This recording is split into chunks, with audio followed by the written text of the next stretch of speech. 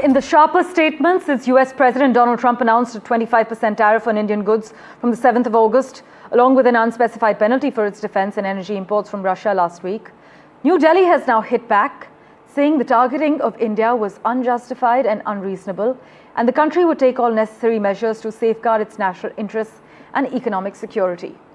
The Ministry of External Affairs issued a strong statement late on Monday evening, soon after Trump warned that he would raise the tariff on India substantially. Vishnu Shom has been tracking the latest for us. Listen in to his report.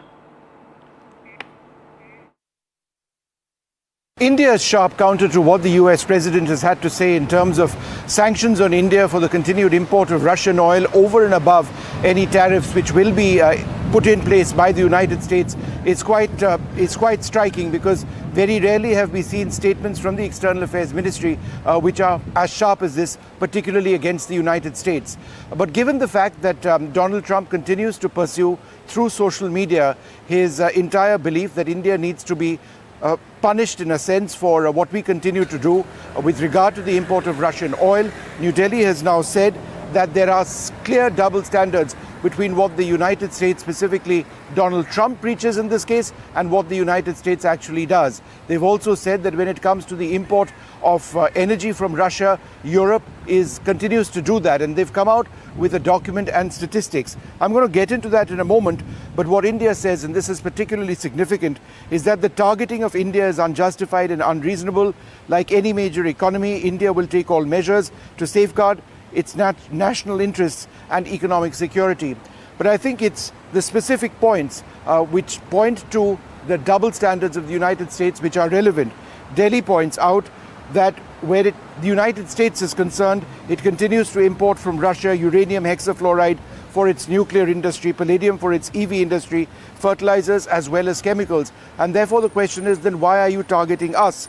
And they've also gone into a great deal of detail on how the European Union continues to have bilateral trade with Russia despite the Ukraine war. With statistics in 2024, there was bilateral trade of 67.5 billion in goods with Russia from the European Union. Therefore, India, which has always had an autonomous foreign policy, wants to assert that, look, don't, target us unfairly. That's not correct. And I think India has made it clear that our policy of autonomy will remain primary to our foreign policy goals. We live in complicated and uncertain times.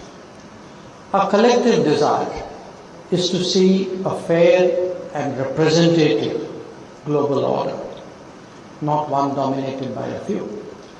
That quest is often articulated as political or economic rebalance.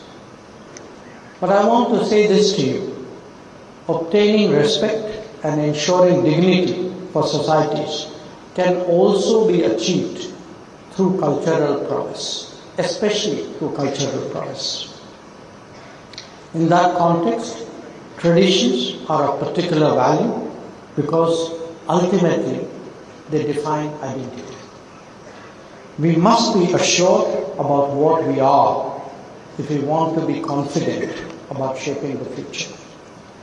For nations like us, traditions are truly a great source of strength.